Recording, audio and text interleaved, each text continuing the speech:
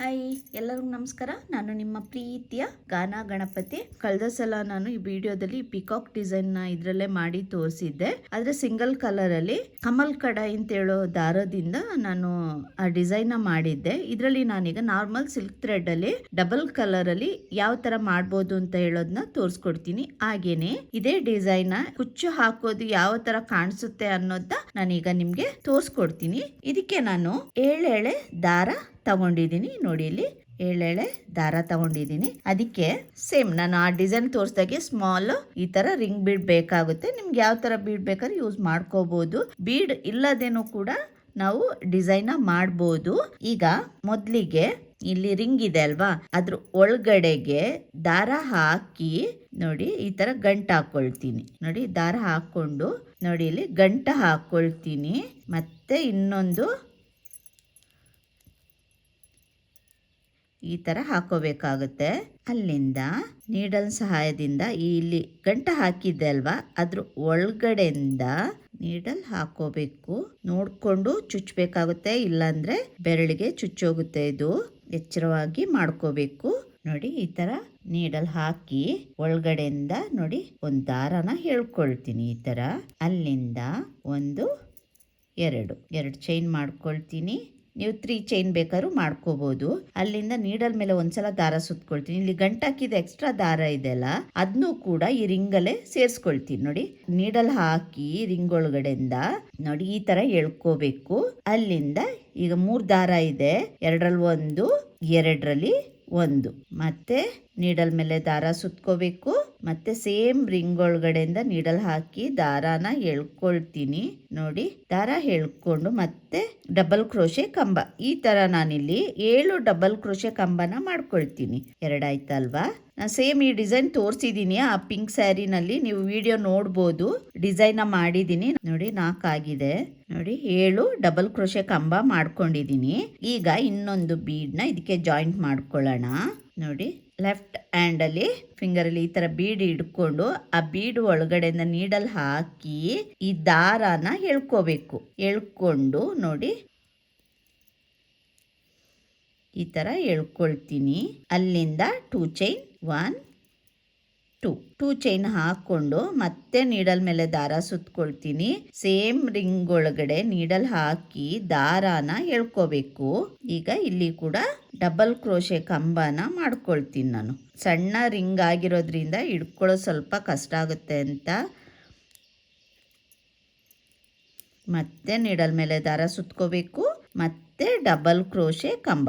ಇದು ಕೂಡ 7 double crochet ಕಂಬ ಮಾಡ್ಕೊಂಡು ಹೋಗೋಣ.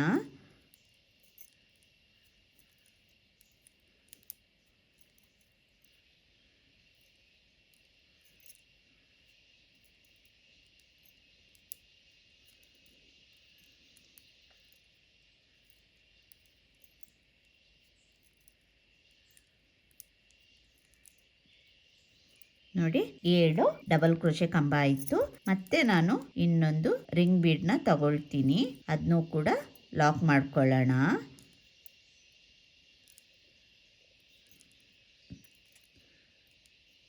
ಅಲ್ಲಿಂದ 2 ಚೈನ್ 1 2 ಚೈನ್ ಮಾಡಿಕೊಂಡು ನೀಡಲ್ ಮೇಲೆ ದಾರ ಸುತ್ಕೋಬೇಕು.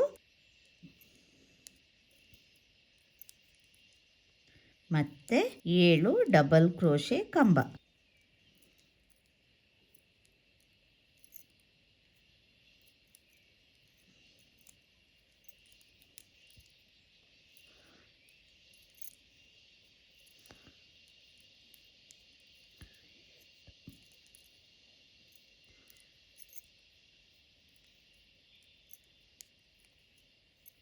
ನೋಡಿ, 7 ಡಬಲ್ ಕ್ರೋಶೆ ಕಂಬ ಆಯಿತು. ಈಗ ಒಂದು ಚೈನ್ ಹಾಕೊಳ್ತೀನಿ.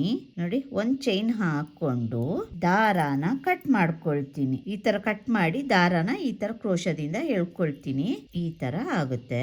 ನೋಡಿ, ಇಲ್ಲಿ ಫಸ್ಟ್ ನಾನು ರಿಂಗ್ ಬಿಡಿಗೆ ಗಂಟು ಹಾಕೊಂಡು ಎಕ್ಸ್ಟ್ರಾ ದಾರ ಇತ್ತಲ್ವಾ, ಅದನ್ನ ನಾನು ಕಟ್ ಮಾಡ್ಕೊಳ್ತೀನಿ. ಈ ತರ ಎಕ್ಸ್ಟ್ರಾ ಇರೋದನ್ನ ಕಟ್ ಮಾಡ್ಕೊಂಡೆ ಈ ತರ ಬರುತ್ತೆ. ಇದಕ್ಕೆ ನಾನೀಗ ನೋಡಿ ಈ ಕಲರ್ ಅಲ್ಲಿ ದಾರ ತಗೊಂಡಿದ್ದೀನಿ.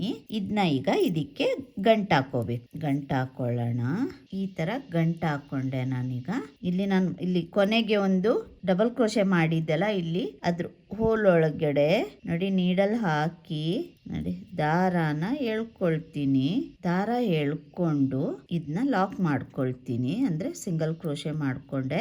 ಅಲ್ಲಿಂದ ನೀಡಲ್ ಮೇಲೆ ಒಂದ್ಸಲ ದಾರ ಸುತ್ಕೊಂಡು ಇಲ್ಲಿ ನೋಡಿ ರಿಂಗ್ ಬೀಡ್ ಒಳಗಡೆಯಿಂದ ನೀಡಲ್ ಹಾಕಿ ದಾರಾನ ಎಳ್ಕೊಳ್ತೀನಿ. ಎಳ್ಕೊಂಡು ಮತ್ತೆ ನಾನಿಲ್ಲಿ ದಾರ ಎಳ್ಕೊಂಡು ಮತ್ತೆ ನಾನಿಲ್ಲಿ ಡಬಲ್ ಕ್ರೋಶೆ ಕಂಬನ ಮಾಡ್ಕೊಳ್ತೀನಿ. 1 2 3 ಡಬಲ್ ಕ್ರೋಶೆ ಕಂಬ ಮಾಡಿಕೊಂಡು 3 ಚೈನ್ ಹಾಕೊಂಡೆ. 3 ಚೈನ್ ಹಾಕೊಂಡು ಇಲ್ಲಿ ಡಬಲ್ ಕ್ರೋಶೆ ಕಂಬ ಇದೆಯಲ್ಲ ಅದ್ರ ಒಳಗಡೆಯಿಂದ ನೀಡಲ್ ಹಾಕಿ ದಾರಾನ ಎಳ್ಕೊಳ್ತೀನಿ. ಎಳ್ಕೊಂಡು ನೋಡಿ ಒಂದು ಪಿಕಾಟ್ ರೆಡಿ ಮಾಡ್ಕೊಂಡೆ. ಇದೇ ತರ ನಾನೀಗ ಪಿಕಾಟ್ ಮಾಡ್ಕೊಂಡು ಹೋಗ್ಬೇಕು.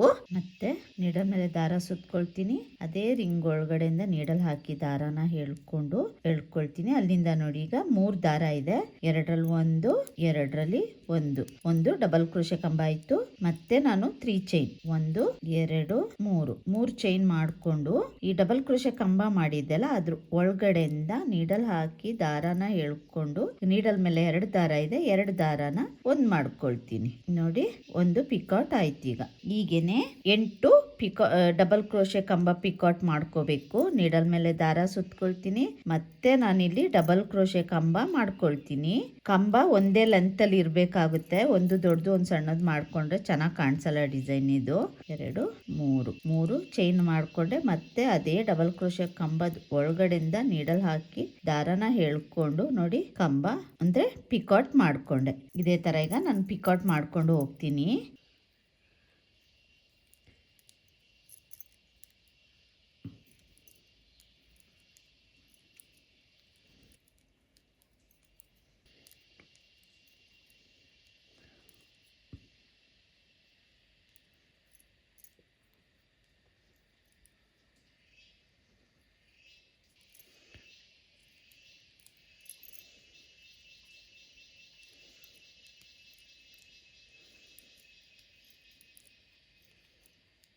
ನೋಡಿ ಇಲ್ಲಿ 8 ಡಬಲ್ ಕ್ರೋಶೆ ಕಂಬ ಪಿಕಾಟ್ ಮಾಡಿದ್ದೀನಿ. ಇಲ್ಲಿ ನಾವು ಲಾಕ್ ಮಾಡಿರ್ತೀವಲ್ಲ 2, ಇದನ್ನ ಜಾಯಿಂಟ್ ಮಾಡಬೇಕಾದ್ರೆ ರಿಂಗು ಅದ್ರ ಮಧ್ಯಕ್ಕೆ ನೋಡಿ ಇಲ್ಲಿ ಲಾಕಿಗೆ ಇಲ್ಲಿ ನೋಡಿ ಇಲ್ಲಿ ಲಾಕ್ ಮಾಡ್ಕೊಳ್ತೀನಿ. ನೋಡಿ ನೀಡಲ್ ಹಾಕಿ ದಾರಾನ ಎಳ್ಕೊಳ್ತೀನಿ. ದಾರ ಎಳ್ಕೊಂಡಾಗ ನೀಡಲ್ ಮೇಲೆ 2 ದಾರ ಇದೆ, 2 ದಾರಾನ ಒಂದ್ ಮಾಡ್ಕೊಳ್ತೀನಿ. 2 ದಾರಾನ ಒಂದ್ ಮಾಡ್ಕೊಂಡು ಈಗ ನೀಡಲ್ ಮೇಲೆ ಒಂದ್ಸಲ ದಾರ ಸುತ್ಕೊಳ್ತೀನಿ. ಇಲ್ಲಿ ಇನ್ನೊಂದು ರಿಂಗ್ ಇದೆಯಲ್ಲ ಅದ್ರ ಒಳಗಡೆಯಿಂದ ನೀಡಲ್ ಹಾಕಿ ದಾರಾನ ಎಳ್ಕೊಂಡು ನೋಡಿ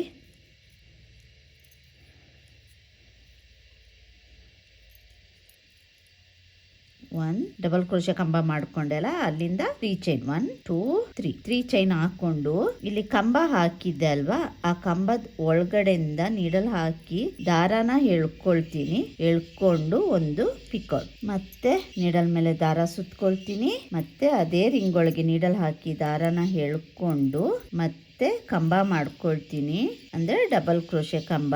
ಮತ್ತೆ 3 ಚೈನ್ 1 2 3 ಮತ್ತೆ ಅದೇ ಕಂಬದ ಒಳಗಡೆಯಿಂದ ನೀಡಲ್ ಹಾಕಿ ದಾರಾನ ಎಳ್ಕೊಂಡು ಪಿಕಾಟ್ ಮಾಡ್ಕೊಳ್ತೀನಿ. 8 ಡಬಲ್ ಕ್ರೋಶೆ ಕಂಬ ಅಂದ್ರೆ ಪಿಕಾಟ್, ಕಂಬಕ್ಕೆ ಪಿಕಾಟ್ ಮಾಡ್ಕೊಳ್ತೀನಿ. ನೋಡಿ ಇಲ್ಲಿ 8 ಡಬಲ್ ಕ್ರೋಶೆ ಕಂಬ ಪಿಕಾಟ್ ಹಾಕೊಂಡಿದೀನಿ. ಅಲ್ಲಿಂದ ಮತ್ತೆ ನಾನಿಲ್ಲಿ 2 ಬೀಡ್ಗಳು ಜಾಯಿಂಟ್ ಇದೆ ಅಲ್ವಾ, ಇಲ್ಲಿ ಕಾಣಿಸ್ತಾ ಇದೆಲ್ಲ ನಿಮ್ಗೆ, ಇಲ್ಲಿ ಲಾಕ್ ಮಾಡ್ಕೊಳ್ತೀನಿ. ಇಲ್ಲಿ ಲಾಕ್ ಮಾಡ್ಕೊಳ್ತೀನಿ. ನೀಡಲ್ ಮೇಲೆ 2 ದಾರ ಇತ್ತಲ್ಲ 2 ದಾರನ ಒಂದ್ ಮಾಡ್ಕೊಂಡೆ. ಅಲ್ಲಿಂದ ನೀಡಲ್ ಮೇಲೆ ದಾರ ಸುತ್ಕೊಳ್ತೀನಿ. ದಾರ ಸುತ್ಕೊಂಡು ನೋಡಿ ಇಲ್ಲಿ ಆ ರಿಂಗ್ ಬಿಡಿದಲ್ಲ ಅದ್ರ ಒಳಗಡೆಯಿಂದ ನೀಡಲ್ ಹಾಕಿ ದಾರಾನ ಎಳ್ಕೊಳ್ತೀನಿ. ಇದು 7 ಎಳೆ ದಾರ ಇರೋದ್ರಿಂದ ಸ್ವಲ್ಪ ಕಷ್ಟ ಆಗುತ್ತೆ. ಈ ಸಣ್ಣ ಬೀಡೊಳಗೆ ಅಷ್ಟು ಡಬಲ್ ಕ್ರೋಶೆ ಕಂಬ ಮಾಡ್ಕೋಬೇಕಲ್ವಾ.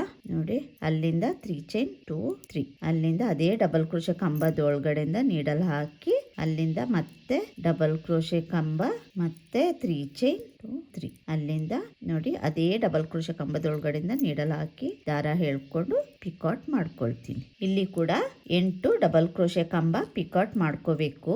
ಮತ್ತೆ 3 ಚೈನ್ 1 2 3 ಮತ್ತೆ ಡಬಲ್ ಕ್ರೋಶೆ ಕಂಬದೊಳಗಡೆಯಿಂದ ನೀಡಲ್ ಹಾಕಿ ದಾರಾನ ಎಳ್ಕೊಂಡು ಲಾಕ್ ಮಾಡ್ಕೊಳ್ತೀನಿ. ಮತ್ತೆ ಡಬಲ್ ಕ್ರೋಶೆ ಕಂಬ ಮತ್ತೆ 3 ಚೈನ್ 2 3 ಮತ್ತೆ ಪಿಕೋ. ಇಲ್ಲಿ ಪಿಕೋ ಹಾಕೋಬೇಕಾದ್ರೆ ನೋಡ್ಕೊಳ್ಳಿ 3 ಚೈನ್ ಹಾಕೋಬೇಕು. ಇದೇ ತರ ನಾನೀಗ 8 ಡಬಲ್ ಕ್ರೋಶೆ ಕಂಬ ಪಿಕೋ ಹಾಕೊಳ್ತೀನಿ. ಇದೇ ಡಿಸೈನ್ ಅಲ್ಲಿ ಡಿಫ್ರೆಂಟ್ ಆಗಿ ನಾವು ಕೂಡ ಸ್ಯಾರಿಗೆ ಸ್ಟಿಚ್ ಮಾಡ್ಕೋಬಹುದು. ಇದನ್ನ ನೋಡಿ, ಇಲ್ಲಿ 8 ಡಬಲ್ ಕ್ರೋಶೆ ಕಂಬ ಪಿಕೋ ಆಗಿದೆ. ಅಲ್ಲಿಂದ ಮೊದಲಿಗೆ ನಾವು 2 ಚೈನ್ ಹಾಕಿದ್ವಲ್ಲ, ಅದ್ರ ಒಳಗಡೆಗೆ ನೀಡಲ್ ಹಾಕಿ ದಾರನ ಎಳ್ಕೊಳ್ತೀನಿ. ನೋಡಿ, ದಾರ ಎಳ್ಕೊಂಡು ನೀಡಲ್ ಮೇಲೆ 2 ದಾರ ಇದೆ, 2 ದಾರನ ಒಂದ್ ಮಾಡ್ಕೊಳ್ತೀನಿ. ಈ ತರ ಬರುತ್ತೆ. ಅಲ್ಲಿಂದ ಒಂದು ಚೈನ್ ಹಾಕೊಳ್ತೀನಿ. ಒಂದ್ ಚೈನ್ ಹಾಕೊಂಡು ದಾರಾನ ಕಟ್ ಮಾಡ್ಕೊಳ್ತೀನಿ. ನೋಡಿ, ಈ ತರ ಎಳ್ಕೊಂಡ್ರೆ ಲಾಕ್ ಆಗುತ್ತೆ. ಇದು ಕಂಪ್ಲೀಟ್ ಆದ್ಮೇಲೆ ನೋಡಿ, ಇಲ್ಲಿ ಈ ತರ ಬರುತ್ತೆ. ಈ ತರ ಸ್ಟಿಚ್ ಕೂಡ ಮಾಡ್ಕೋಬಹುದು, ಗ್ಲೂ ಇಂದ ಕೂಡ ಸ್ಟಿಕ್ ಮಾಡ್ಕೋಬಹುದು. ಇದನ್ನ ಅಲ್ಲಿಂದ ಪಿಕಾಕ್ ನ ಬೀಡಿದೆಲ್ಲ ಅದನ್ನ ಇಲ್ಲಿಗೆ ಸ್ಟಿಕ್ ಮಾಡ್ಕೊಳ್ತೀನಿ. ಈಗ ಅದನ್ನ ಯಾವ ತರ ಮಾಡ್ಕೋಬಹುದು ಅನ್ನೋದನ್ನ ಈಗ ತೋರಿಸ್ಕೊಡ್ತೀನಿ. ಈ ತರ ಇರುತ್ತೆ. ಈಗ ಅದನ್ನ ಸ್ಯಾರಿಗೆ ಯಾವ ತರ ಅಟ್ಯಾಚ್ ಮಾಡಬಹುದು ಅನ್ನೋದನ್ನ ನೋಡೋಣ.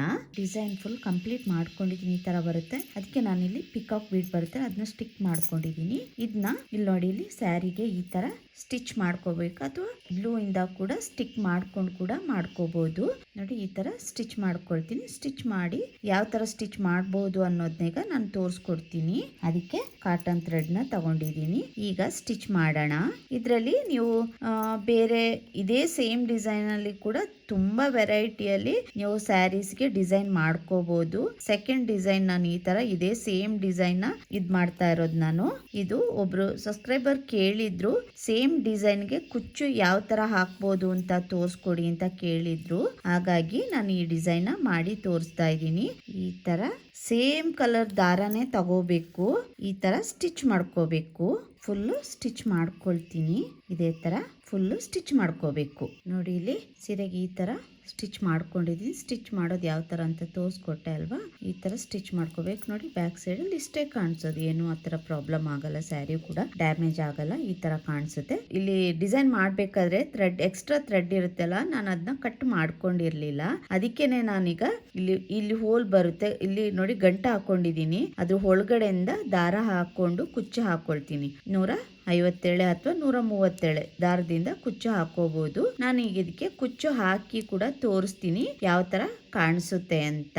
ನೋಡಿ, ಕುಚ್ಚು ಹಾಕೊಂಡಿದೀನಿ. ಕುಚ್ಚು ಹಾಕಿದ್ಮೇಲೆ ಈ ತರ ಕಾಣಿಸುತ್ತೆ. ನೋಡಿ, ಎಷ್ಟು ಚೆನ್ನಾಗಿ ಬಂದಿದೆ ಅಂತ. ನಾನು ಇದಕ್ಕೆ 157 ದಾರದಿಂದ ಕುಚ್ಚು ಹಾಕೊಂಡು ಸ್ವಲ್ಪ ದಪ್ಪವಾಗಿರ್ಲಿ ಅಂತ ಅನ್ಕೊಂಡು ಈ ತರ ಕುಚ್ಚು ಹಾಕೊಂಡಿದೀನಿ. ನೀವು ಇದಕ್ಕೆ 137 ದಾರದಿಂದಲೂ ಕುಚ್ಚು ಹಾಕೋಬಹುದು. ಇನ್ನೂ ಗ್ರ್ಯಾಂಡ್ ಲುಕ್ ಬೇಕು ಅಂದ್ರೆ ಇಲ್ಲಿ ಹೋಲ್ ತರ ಕಾಣಿಸ್ತಾ ಇದಲ್ವಾ ರಿಂಗ್ದು, ಅಲ್ಲಿ ನೀವು ಸ್ಟೋನ್ ಅಥವಾ ನಾರ್ಮಲ್ ಗೋಲ್ಡ್ ಬೀಡ್ ಕೂಡ ಸ್ಟಿಕ್ ಮಾಡ್ಕೋಬಹುದು. ನನಗೆ ಇಷ್ಟೇ ಇರ್ಲಿ ಅಂತ ಅನಿಸ್ತು, ಅದಕ್ಕೆ ನಾನು ಇಷ್ಟರಲ್ಲೇ ಡಿಸೈನ್ ಮುಗಿಸಿದೀನಿ. ನೋಡಿ, ಎಷ್ಟು ಚೆನ್ನಾಗಿ ಕಾಣಿಸ್ತಾ ಇದೆ. ಇದೇ ಸೇಮ್ ಡಿಸೈನ್ ನಾನು ಇನ್ನೊಂದು ಮೊದಲಿಗೆ ಒಂದು ಪಿಂಕ್ ಸ್ಯಾರಿಗೆ ಮಾಡಿದ್ದೆ. ಇದೇ ಸೇಮ್ ಪಿಕಾಕ್ ಇದಾಕಿ ಇದರಲ್ಲೇ ತುಂಬಾ ಡಿಫ್ರೆಂಟ್ ಆಗಿ ಡಿಸೈನ್ ಮಾಡ್ಕೋಬಹುದು. ನಿಮ್ಗೆ ಅದ್ರಲ್ಲಿ ಬೇಕು ಅಂದ್ರೆ ನನಗೆ ಕಮೆಂಟ್ ಮೂಲಕ ತಿಳಿಸಿ. ಹಾಗೇನೆ ಇದು ನಾನಿಲ್ಲಿ ಸ್ವಲ್ಪ ಪಕ್ಕ ಪ್ಯಾಚ್ ಸ್ಟಿಚ್ ಮಾಡ್ಕೊಂಡಿದ್ದೀನಿ. ನೀವು ದೂರ ಬೇಕಂದ್ರೆ ದೂರ ಹಾಕೋಬಹುದು. ನೋಡಿ, ಪಕ್ಕ ಹಾಕಿ ಇನ್ನೂ ಚೆನ್ನಾಗಿ ಕಾಣಿಸ್ತಾ ಇದೆ. ಇದು ನಾನು ಕಲರ್ ಸಮೇತ ಒಂದು ಬ್ಲೂ, ಒಂದು ಡಾರ್ಕ್ ಬ್ಲೂ, ಒಂದು ಲೈಟ್ ಬ್ಲೂ ಈ ತರ ಹಾಕೊಂಡಿದ್ದೀನಿ. ನೋಡಿ, ಎಷ್ಟು ಚೆನ್ನಾಗಿ ಬಂದಿದೆ ಅಂತ. ನಿಮ್ಗೆ ಈ ಡಿಸೈನ್ ಇಷ್ಟ ಆಗಿದೆ ಲೈಕ್ ಕೊಡೋದನ್ನ ಮರಿಬೇಡಿ. ಹಾಗೇನೆ ಕಮೆಂಟ್ ಮೂಲಕ ತಿಳಿಸ್ತಿ ನಿಮ್ಗೆ ಹೇಗನ್ಸ್ತು ಅಂತ. ಹಾಗೇನೆ ನೀವು ಕೂಡ ಒಂದ್ಸಲ ಟ್ರೈ ಮಾಡಿ ಕೂಡ ನನಗೂ ಕೂಡ ತಿಳಿಸಿ ನಿಮ್ಗೆ ಇಷ್ಟ ಆಗಿದ್ಯಾ ಏನು ಅಂತ. ಹಾಗೇನೆ ಹೊಸಬ್ರು ನೋಡ್ತಾ ಇದ್ರೆ ದಯವಿಟ್ಟು ಸಬ್ಸ್ಕ್ರೈಬ್ ಮಾಡಿ, ಹಾಗೇನೆ ಸಪೋರ್ಟ್ ಮಾಡಿ. ಬೆಲ್ ಐಕನ್ ನ ಪ್ರೆಸ್ ಮಾಡೋದನ್ನ ಮರಿಬೇಡಿ. ಅದರಿಂದ ನಾನು ಯಾವುದೇ ವಿಡಿಯೋಸ್ ಹಾಕಿದ್ರು ನಿಮಗೆ ಮೊದಲಿಗೆ ನೋಟಿಫಿಕೇಶನ್ ಬರುತ್ತೆ. ಹಾಗೇನೆ ಫ್ಯಾಮಿಲಿ ಆ್ಯಂಡ್ ಫ್ರೆಂಡ್ಸ್ಗೂ ಈ ಡಿಸೈನ್ನ ಶೇರ್ ಮಾಡಿ ಅಂತ ಹೇಳ್ಕೊಳ್ತೀನಿ. ಹಾಗೇನೆ ಇದಕ್ಕೆ ಚಾರ್ಜ್ ಮಾಡ್ಬೋದು ಅಂದರೆ 2000 ಅಬೋ ಚಾರ್ಜ್ ಮಾಡ್ಬೋದು. ನಾನು ಇದರಲ್ಲಿ 20 ಪ್ಯಾಚಸ್ ಬಂದಿದೆ. ಇದು ಕೂಡ ಆಂಟಿಕ್ ಬೀಡ್ ಆಗಿರೋದ್ರಿಂದ ಸ್ವಲ್ಪ ಚಾರ್ಜ್ ಜಾಸ್ತಿ ಆಗುತ್ತೆ. 2000 ಅಬೋ ಇದಕ್ಕೆ ಚಾರ್ಜ್ ಮಾಡಬಹುದು. ತುಂಬಾನೇ ನೀಟಾಗಿ ಬಂದಿದೆ ಡಿಸೈನು. ನಿಮಗೂ ಕೂಡ ಇಷ್ಟ ಆಗುತ್ತೆ ಅಂತ ಅನ್ಕೊಂಡಿದೀನಿ. ನೀವು ಕೂಡ ಟ್ರೈ ಮಾಡಿ ಅಂತ ಹೇಳ್ತಾ ಈ ವಿಡಿಯೋನ ಇಲ್ಲಿಗೆ ಮುಗಿಸ್ತೀನಿ. ಮತ್ತೊಂದು ಡಿಫ್ರೆಂಟ್ ಆಗಿರುವಂತ ಡಿಸೈನ್ ಒಂದಿಗೆ ಬರ್ತೀನಿ. ಅಲ್ಲಿವರೆಗೂ ಥ್ಯಾಂಕ್ ಯು, ಬಾಯ್.